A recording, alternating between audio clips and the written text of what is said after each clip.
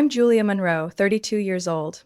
Last month, I was about to put down a deposit on my very first home, a charming, gabled house on the outskirts of Asheville, North Carolina. It was the result of 11 years of non-stop work, juggling 3 jobs, sleeping on a folding chair in a cramped studio apartment, skipping meals, out just to save. I had managed to save nearly $420,000, enough to buy the house, do some renovations, and still have an emergency cushion. But with one click on my banking app, that entire amount was gone. I froze. My account balance was down to a few $100. The transaction history showed a full wire transfer into an account under the name Franklin Monroe, my father. I didn't speak for several minutes. I didn't cry.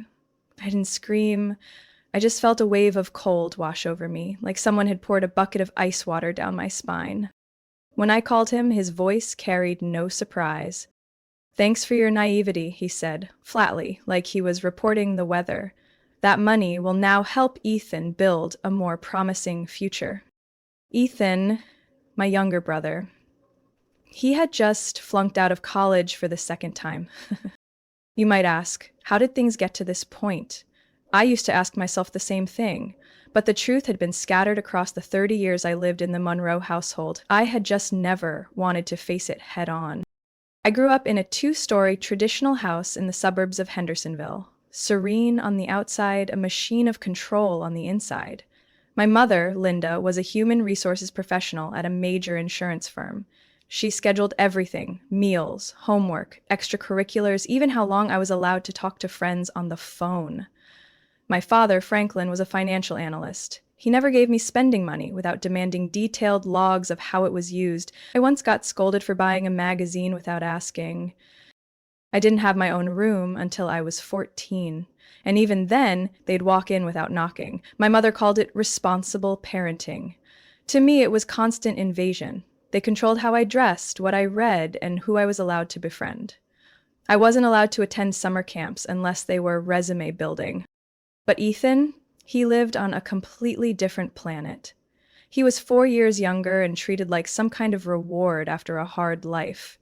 He had his own room at age 8, got video game consoles, expensive bikes, and was forgiven every time he broke the rules.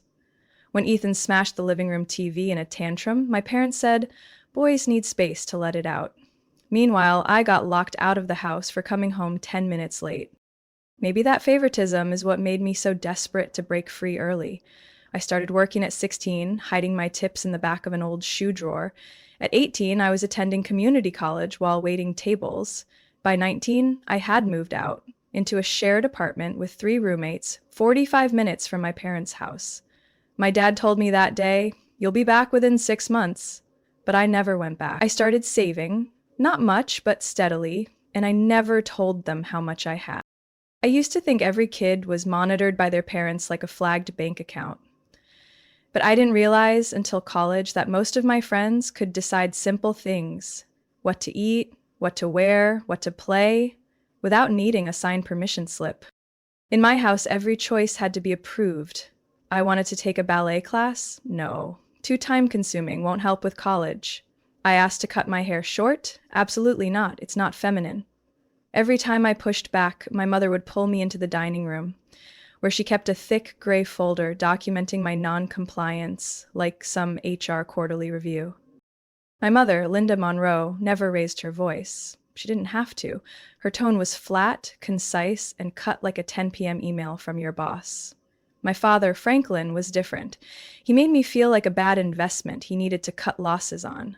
If I got a bad grade, he'd open an Excel spreadsheet detailing every penny spent on school, then ask coldly, "Was this worth a C+?" But with Ethan, no one kept score. Ethan had everything I ever wanted. Not the material stuff, but freedom. He chose to play guitar and never practiced. He dropped his AP classes because they were too stressful. He skipped a week of school to reignite his passion for life. Every time Ethan failed, my parents didn't just forgive him. They invested more. He once lost nearly $2,000 of his high school startup's budget. My dad's response? At least he had the guts to try. Meanwhile, if I overspent by $20 on books, I had to file a report. There's one night I'll never forget. I was 17, struggling to finish my college essay for the University of Minnesota, the one school I genuinely wanted. My laptop froze. Ethan, 13 at the time, barged into my room without knocking, as usual. He sat on my chair, munching cookies over my scattered papers, and asked, "Why are you trying so hard?" I held back, because no one here is going to bail me out if I fail. Ethan laughed. "You're overthinking. Mom said they'll always help if we need it." I looked at him and said, "No anger, just cold truth." "Yeah, you're their child. I'm just a passenger on this ship." I don't know if Ethan understood what I meant, but the next day when I got home, my room was ransacked. My computer was locked with a new password. On the desk sat a handwritten note from my dad. "If you want to do everything on your own, start by getting your own computer." I didn't ask. I knew Ethan had said something, and my parents didn't need verification. I walked to the neighbor's house. Miss Doris, a 70-something widow who used to give me pumpkin pie every holiday. She lent me her late husband's old computer. I sat at her kitchen table for 3 hours, finished the essay, and asked to print 2 copies. I got into Minnesota. I didn't say a word to my family the entire summer. My mother hosted a small party to celebrate my acceptance, mostly to show off. She had me give a speech. I stood up, smiled just enough, and said 3 sentences. "Thank you all for coming. I couldn't have done this without those who taught me how to survive alone and a good printer." The room laughed, thinking it was a joke, but my mother didn't. She frowned through the rest of the evening. From that day on, I stopped trying to be the good daughter. I worked in the library, did laundry for others, delivered food on weekends. I never asked them for a dime. But I also never told them I was saving. Every month, I diverted 35% of my paycheck to a separate account, under my own name. No cosigners, no devices linked to the Monroe Wi-Fi ever accessed it. I thought I'd done enough to protect myself, until I realized even when I thought I had escaped, they were still there, lurking behind every trace, every bit of data they'd trained me to leave behind, since I was just a kid who didn't know how to set a password. I started working before I was even old enough to drive alone. My first job was at a tiny cafe called Brewhaven, just 3 blocks from my high school. That's where I earned my first tips, scrubbing espresso machines and pretending to smile through gritted teeth while waiting on table 5. I hid those early tips inside a hollowed-out copy of Pride and Prejudice, cut with a razor blade under the dim glow of a borrowed desk lamp. My dad once said, "Working too young will make you neglect your studies." But I didn't need his approval. I needed a way out. At 19, I moved out. No goodbye, no tears, just a cold text. "I'll be fine. Don't come see me off." I took a Greyhound bus, 2 suitcases full of old clothes and a set of cookware my mom had saved for Ethan, but I borrowed it. I moved to Raleigh for the University of North Carolina, where I had a partial scholarship in information systems. I lived in a damp ground floor room and turned myself into a ghost. I cooked late at night to avoid waking others, worked the tech help desk from 5 to 8 a.m., then studied till dark. On weekends, I fixed computers for nearby residents. There wasn't time to feel lonely. I became a machine, cold, precise, unemotional. For 4 years, I never went home. Every holiday, I stayed in the dorms or worked overtime. Ethan once emailed asking if I'd come home for Christmas.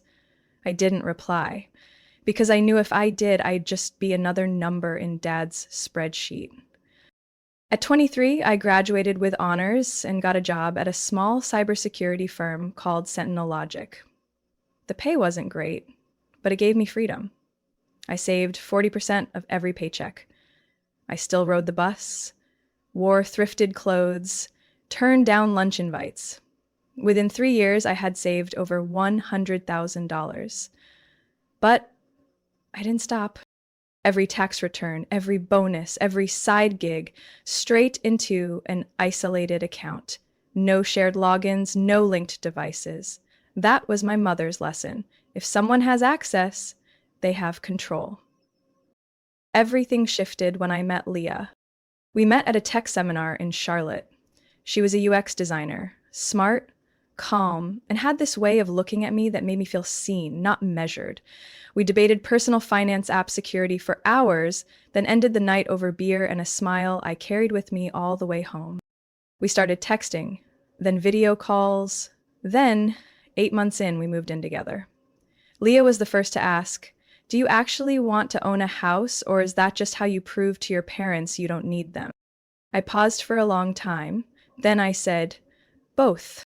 Leah didn't try to talk me out of it. Instead, she helped me reframe the goal. 3 bedrooms, a small home office, a sunny kitchen, and a backyard garden for basil and mint. Things I once wrote off as unnecessary. She was the first person who said, "You deserve a life you don't have to shrink to fit." We started house hunting. We saw at least 15. I rated each one with a custom encrypted checklist, like coding an algorithm for happiness. And then we found it. A quiet bungalow tucked down a maple-lined street. Price $405,000. Almost an exact match to what I'd saved over a decade. Leah squeezed my hand as we stepped out of the sunlit kitchen and whispered, "If you don't do this now, you'll never believe you're worthy of it." I smiled, I believed, and maybe that's why I didn't see the warning signs. Because I'd started to believe I could finally live without always looking over my shoulder. Until I discovered the one watching me never really stopped. I still remember that Sunday afternoon, not because of the sunlight, but because of the chill that ran through me when my father said, "The granite-tiled kitchen in that house is a bit dark. You should consider the lighting." I froze, my fork still holding half a roasted potato suspended between plate and mouth. Leah looked at me, puzzled. My mother casually sipped her wine as if nothing unusual had just been said. I had never shared any details about the house with them. No photos, no texts, no phone calls. I swallowed the lump in my throat and asked as lightly as I could, "How do you know about that kitchen?" My father shrugged. "You must have mentioned it on the phone last week." But last week I had said exactly 2 things. I'm considering a house on Grove Street, and I haven't made any decisions yet. I didn't mention the kitchen, especially not the cool gray granite with silver veining, something you could only see in person. From that moment on, I started paying attention. 3 days later, I got a notification from my banking app. Login confirmed from a new device at 3:17 p.m. I was at the office at that time. My personal laptop was at home. No one else had my password. No one had biometric access. I immediately changed all my credentials, enabled 2-step verification, and called the bank. "We detected a login from an IP address in Asheville," the support rep said. "It doesn't match your saved devices." I asked them to temporarily freeze my account and requested the login history for the past 30 days. They emailed me the report within the hour, and I went numb. There were signs of repeated access every 3 to 4 days, going back 6 weeks. That night, I opened my personal laptop and ran a full security scan. The basic results showed nothing, but when I used our company's specialized deep scan malware tool, everything came to light. A hidden process was running, disguised as a system monitoring tool, but when I opened the internal code, it was clear. Keylogger, screen capture, and a microphone-based recording module. My whole body went cold. Leah walked in, saw me frozen in front of the screen, and asked, "What's going on?" I pointed at the lines of code. "Someone's been watching everything I do on this machine, every bank login, every email, even the floor plan I saved yesterday." She blinked. "How did that get on your computer?" It took nearly a full minute before I remembered. 4 months ago, my laptop started lagging after an OS update. During a brief visit home, a night when I gave in after my mother begged, my dad offered to clean up the system and reinstall drivers. He took my laptop into his office for nearly 2 hours. I remember being in the garden with my mom, pulling weeds from flower beds I didn't care about. When he gave it back, the machine ran smoother. I had thanked him. I had been foolish. I immediately used Leia's laptop to log into my bank account, and my heart sank the second I saw the balance, 74 cents. I checked the transaction history, one transfer made the morning before, for the full amount of $418,263.14. Everything I'd saved over 11 years, sent to an account labeled F. Monroe Holding. No bank created a corporate account under that name without showing me exactly who was behind it. Leah said nothing. She held me as I gasped for air, as I cried uncontrollably, as I pounded the table like a child who had just lost her mother. I nearly screamed. I was careful. I was so careful. I didn't use any home device. I didn't share any passwords. How did he do this? Leah gripped me tighter. Because you never thought he would. But Julia? He did. And we're going to get every last cent back. I held her hand. Everything around me had collapsed, but in Leah's eyes, I still had a place to start over. I stayed up all night. Leah had fallen asleep on the couch, her laptop still open, its glow casting light on the only face in the world that was still on my side. I couldn't close my eyes. In my mind, the transfer record played on repeat. F. Monroe Holdings, and that staggering number, $418,263.14. I had done everything right. I'd been financially independent since 16, never took a dime from anyone. Every dollar I saved was tracked in spreadsheets, each with a purpose. Every dream I dared to build laid on a foundation of sacrifice. And yet, with a single hidden line of code, he had taken it all. I called my father 6 times. No one answered. I texted, "I know everything, call me back now." Then emailed, then called again. By the time the sun rose, I knew they wouldn't respond.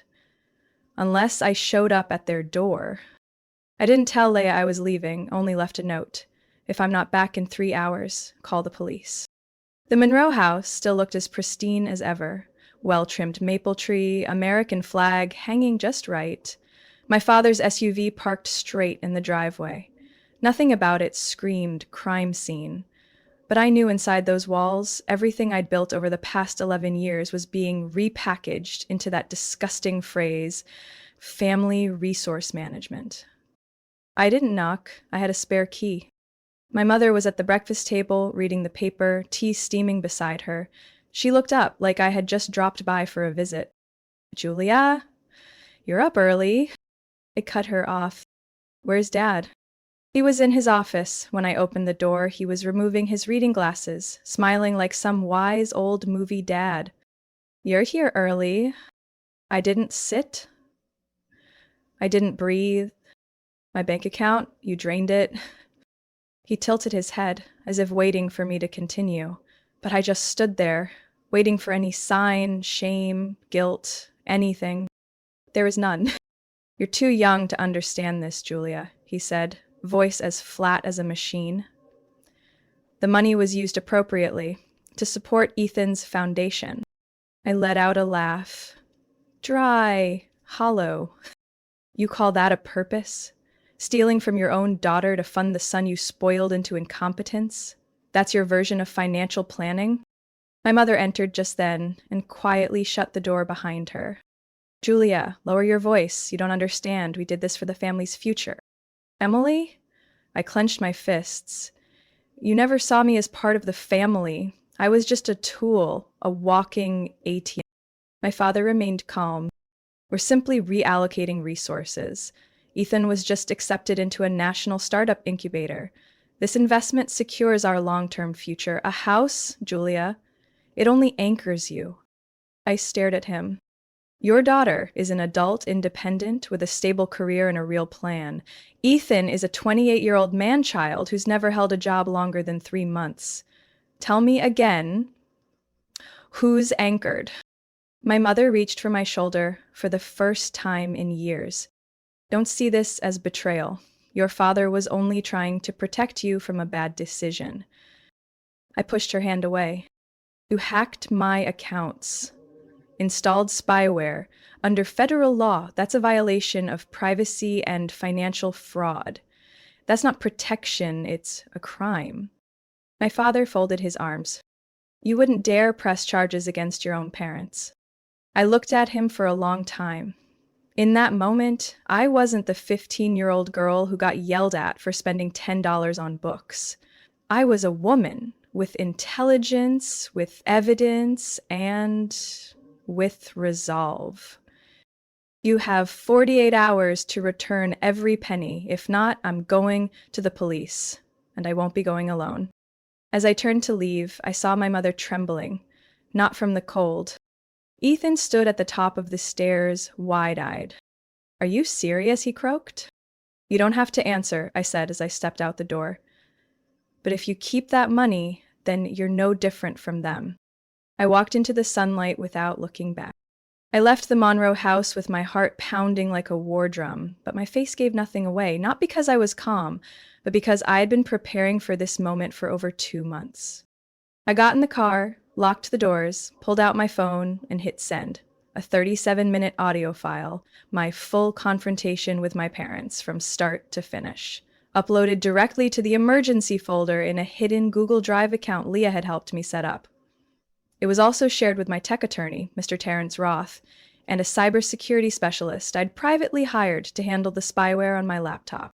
Because my father was right about one thing, I wasn't going alone. Back home, Leah was waiting. I opened my laptop and logged into the secondary bank account, where I'd quietly moved most of my funds after spotting early red flags. The balance was intact, $351,274.33.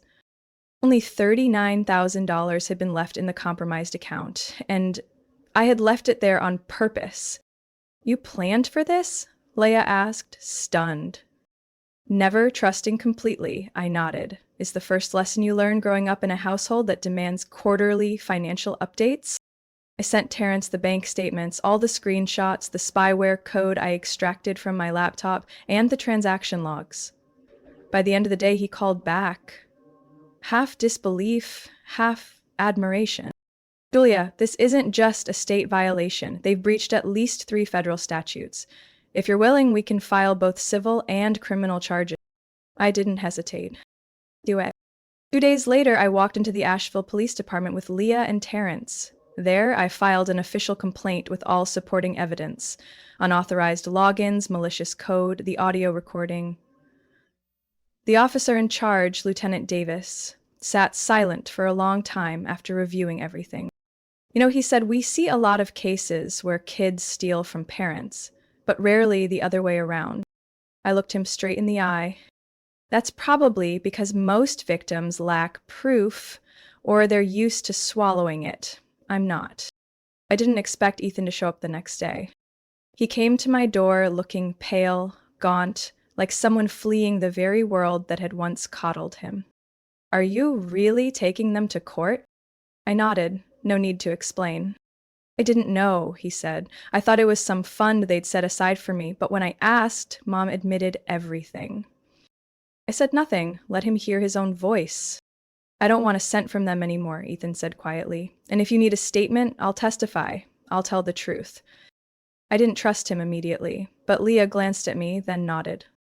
He's telling the truth. I thanked him, made no promises, because at this point it wasn't about Ethan anymore. It was about me. And not letting anyone rewrite my life story with well-rehearsed excuses. Within 2 weeks, the court accepted the lawsuit. My parents were served with subpoenas listing the charges: theft, violation of personal privacy, unauthorized system access, and installation of spyware without consent. They hired an expensive lawyer, triple-breasted suit, wire-rimmed glasses, voice smooth as oil. He didn't deny the spyware, but argued that it was a financial oversight measure to protect the daughter from making poor asset decisions. I almost laughed in the pre-trial room, but I didn't have to argue. I opened my laptop and played the video Leah had secretly recorded, showing me uncovering the spyware and the command lines linking my computer directly to my father's IP address at the exact moment of the bank transfer. Motionless evidence, but it said everything. The trial was scheduled for 3 months later. I knew they'd try to delay it, cloud it, distort it, But this time I had walked the full length of trust and come back with the one thing I couldn't afford to lose again: my dignity. The first hearing took place on a gray autumn morning at the Buncombe County Courthouse. I sat at the plaintiff's table beside my attorney, Deborah Klein, a sharp-eyed woman from New Jersey with a voice like a paper cutter and a stare no one held for more than 3 seconds. She was Terrence's recommendation, and within 5 minutes of our first meeting, I understood why. Deborah didn't care about feeling. She cared about results. Across the aisle sat my parents, looking polished and composed beside their attorney, Andrew L. Griggs, infamous for his moral reversal tactics in family lawsuits. I'd prepared for every dirty move. Deborah opened with a single, precise line. Your Honor, this is not a family dispute. This is a series of calculated, deliberate, and unlawful actions: unauthorized surveillance, theft of personal funds, and illicit access to banking systems. Our first piece of evidence, Leah's video capturing my discovery of the spyware, complete with timestamps matching logins from my father's home IP. Next, a signed statement from the cybersecurity director at Sentinel Logic, my employer, confirming the software's non-commercial nature and high-level security threat. But the first blow that truly landed came from Dave Richards, branch manager at my former bank. On the witness stand, he carefully turned each page of his file. Miss Julia Monroe came to our office nearly 2 months ago and requested a secure transfer of her funds to another institution. She explicitly asked for full confidentiality and no digital trace. It was a legal request, executed per protocol. My father's face turned from white to ashen. He knew the narrative they had planned. Julia, being financially reckless and overreacting to parental oversight, was cracking. I took the stand next. I told the truth. No embellishment, no omissions. How I'd saved every dollar, how I was monitored without consent, and what it felt like to be robbed by the people who raised me. I didn't need to cry. My hurt lived in the silence where trust used to be.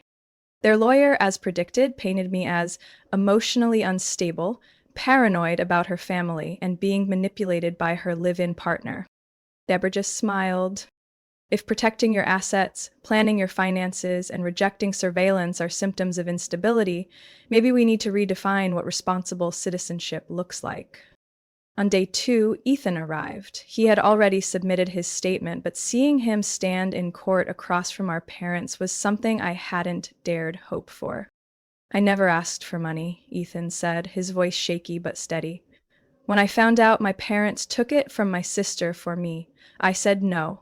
They told me if I refused, I was betraying the family. I still refused. His voice cracked. And if I have to choose between my conscience and my parents, I choose my conscience. No rebuttal came from the defense. They knew. They just never believed I'd bring it all into the light. The hearing closed on a Tuesday morning. Judge Karen McAllister, a seasoned African-American jurist with a reputation for clarity in tech civil cases, delivered her verdict in just 40 minutes. This court finds the defendants guilty of violating personal privacy, committing theft, and evading legal accountability through the guise of moral family obligation. The defendants are ordered to repay the $39,000 taken, plus $50,000 in damages for emotional distress, financial disruption, and legal expenses. I didn't smile. I just exhaled, truly and fully. For the first time in months, no longer counting every dollar, every login, every breath. My parents didn't look at me as they left the courtroom. My mother hid behind dark sunglasses. My father adjusted his tie. But I knew what they truly lost today wasn't the money. It was the right to ever again say, "We only wanted what's best for you." 1 week after the trial, I received a bouquet at the office. No card, no message. Just a printed note. "We hope you'll reconsider. Family is always family." I didn't need to see who sent it. The choice of white lilies mixed with baby's breath said it all.